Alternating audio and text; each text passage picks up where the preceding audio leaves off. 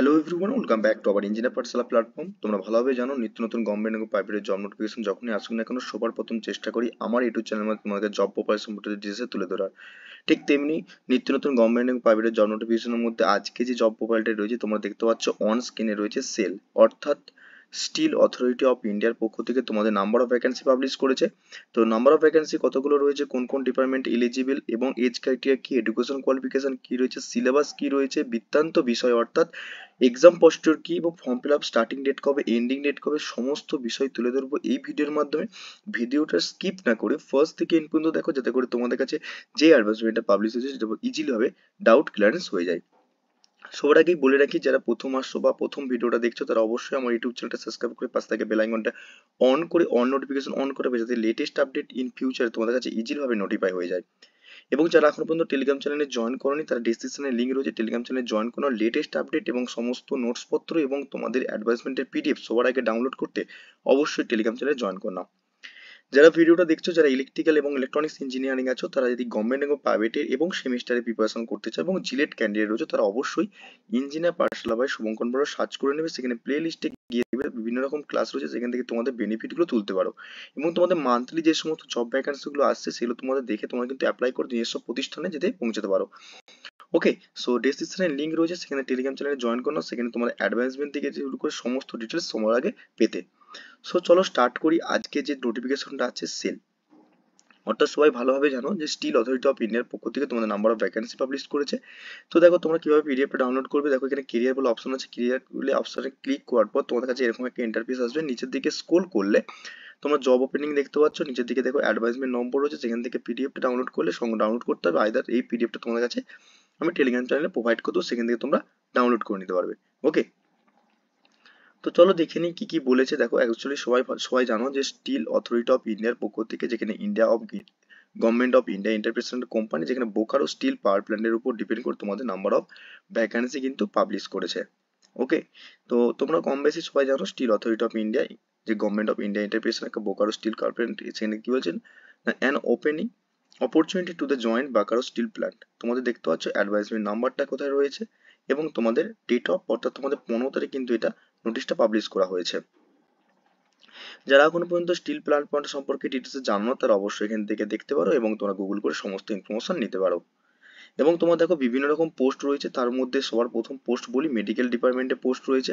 সেখানে দেখতে পাচ্ছ পোস্ট ইন এক্সিকিউটিভ গ্রেড উপর ডিপেন্ড করে তোমাদের এখানে প্রথম পোস্টটা যেটা রয়েছে মেডিকেল ডিপার্টমেন্টের উপর ডিপেন্ড করে যেটা রয়েছে, যেটা মেডিকেল সেক্টরের উপর, তোমরা পিডিএফ দেখে বুঝতে পারো। ডাইরেক্ট চলে যায় একবারে অনজানি, অ্যাকচুয়ালি ইঞ্জিনিয়ারিং রিলেটেড যে সমস্ত পোস্টগুলো রয়েছে এগুলো তোমাদের সব মেডিকেল ডিপার্টমেন্টে। এটা হচ্ছে ঝাড়খণ্ডের উপর ডিপেন্ড করে তোমাদের পোস্ট নিচ্ছে। যেখানে তোমাদের রয়েছে নন এক্সিকিউটিভ রিলেটেড পোস্টের উপর ডিপেন্ড করে যেটা পোস্ট রয়েছে তোমাদের ইঞ্জিনিয়ার রিলেটেড।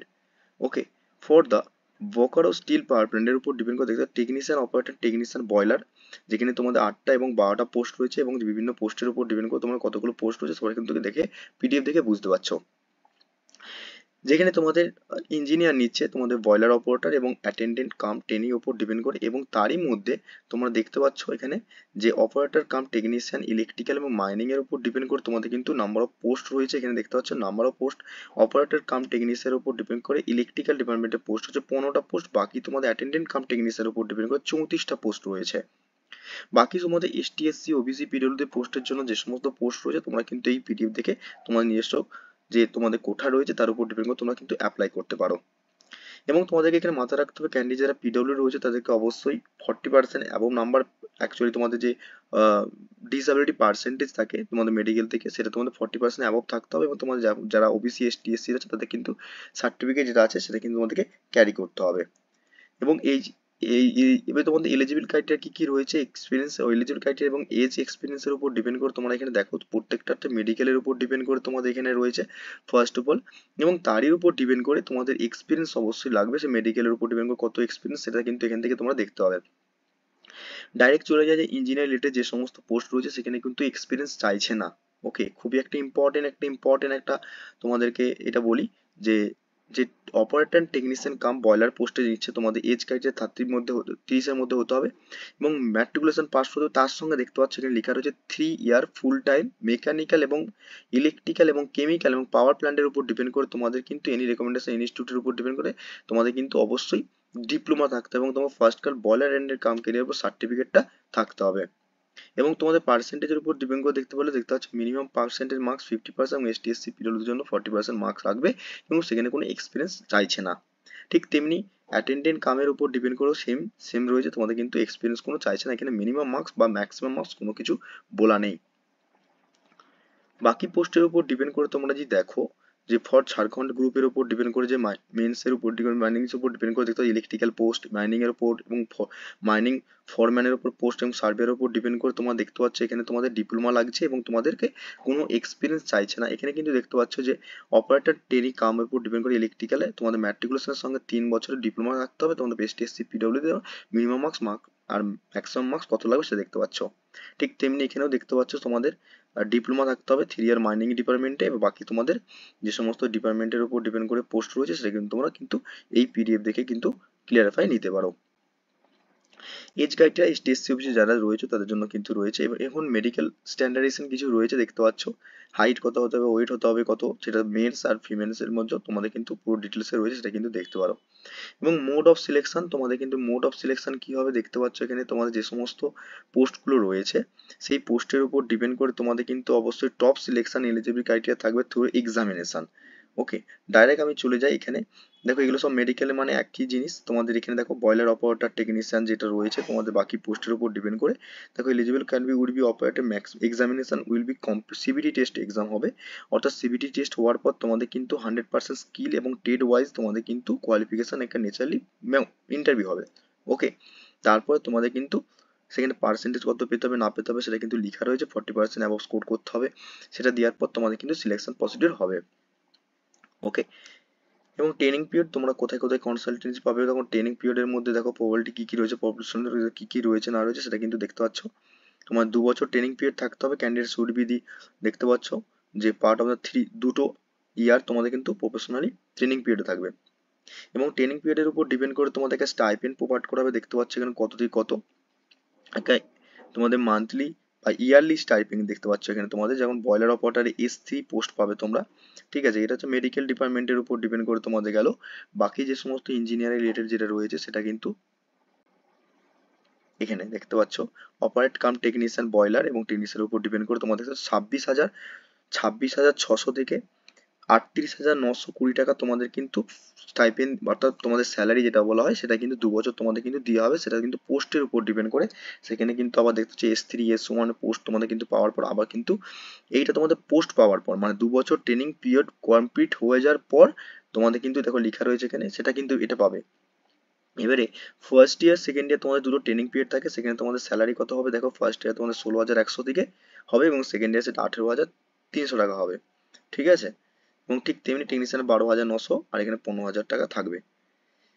এবং তোমাদের অ্যাপ্লিকেশন ফিস কত রয়েছে, ওকে, তোমাদের অ্যাপ্লিকেশন ফিস এখানে দেখতে পাচ্ছ তোমাদের অ্যাপ্লিকেশন ফিস কত না এখানে দেখতে 700 টাকা 500 টাকা 300 টাকা রয়েছে, অর্থাৎ তোমাদের যেসব পোস্টের উপর ডিপেন্ড করে রয়েছে সেটা কিন্তু তোমরা এখান থেকে দেখে তোমরা কিন্তু অ্যাপ্লাই করবে। এবার হাউ টু অ্যাপ্লাই, তোমরা ভালোভাবে জানো যে কোনো গভর্নমেন্টের ক্ষেত্রে তোমাদের কেরিয়ার অপশন হবে, সেখানে যে ওয়েবসাইট রয়েছে সেখান থেকে তোমরা অ্যাপ্লাই করতে হবে, সেটা আমি লিঙ্ক তোমাদেরকে ডিসক্রিপশনে দিয়ে দেবো, সেখান থেকে তোমরা অ্যাপ্লাই করতে পারবে। এবং অ্যাপ্লিকেশনের জন্য কি কি ডকুমেন্টস লাগবে সেটা কিন্তু এখানে উল্লেখযোগ্য করে দিয়েছে, কত কেবি ছবি লাগবে, কি কি ছবি, ফটো, সিগনেচার, সমস্ত mobile number verification, email number সব কিছু বলে দিয়েছে। তোমরা কিন্তু এই পিডিএফটা অবশ্যই টেলিগ্রাম চ্যানেলে জয়েন করে নাও, আর অবশ্যই মাথা রাখবে ওয়েবসাইটটা www.selcareer.com। ওকে, আমি এটা লিঙ্ক তোমাদেরকে প্রোভাইড করে দেবো ডেসক্রিপশনে, সেখান থেকে তোমরা ফর্ম ফিল আপ এবং সমস্ত ডিটেলস পেয়ে যাবে। এবং মেডিকেলের উপর ডিপেন্ড করে তোমরা দেখতে পাচ্ছ এখানে টেস্ট তোমাদের যে মেডিকেল স্ট্রাকচার মানে তোমাদের অ্যাকচুয়ালি মেডিকেল যে স্ট্যান্ডার্ডাইজেশন থাকে সেটা তোমরা যারা ইঞ্জিনিয়ার রয়েছে তারা কিন্তু অবশ্যই এটা দেখে নেবে, যারা পিএইচ ক্যাটাগরির মধ্যে পড়ো বা যারা মেডিকেল স্ট্যান্ডার্ডাইজেশন করতে যাচ্ছ। সিলেবাস কি রয়েছে, সিলেবাসটা হচ্ছে তোমার দেখো যারা নন টেকনিক্যাল যারা দিচ্ছ ওটা নন টেকনিক্যাল সেকশনের উপর ডিপেন্ড করে দেখতে পাচ্ছ ভার্বাল, নর্মাল বা রিজনিং, জিকে, জিআই, সায়েন্স বলে যেগুলো রয়েছে তোমাদের রয়েছে। এবার টেকনিক্যাল পোর্শনের উপর ডিপেন্ড করে তোমাদের কিন্তু থাকবে। ওকে, এবং জেনারেল ইনস্ট্রাকশনটা প্রত্যেকটা ক্ষেত্রে একই থাকে সেম। ওকে, আর সবসময় মাথা রাখবে ইম্পর্টেন্ট ডেট ফর্ম ফিল আপের এবং important last date. Okay, important last date এবং ফার্স্ট ডেট কোনটা রয়েছে তোমরা ভালো করে রাখো।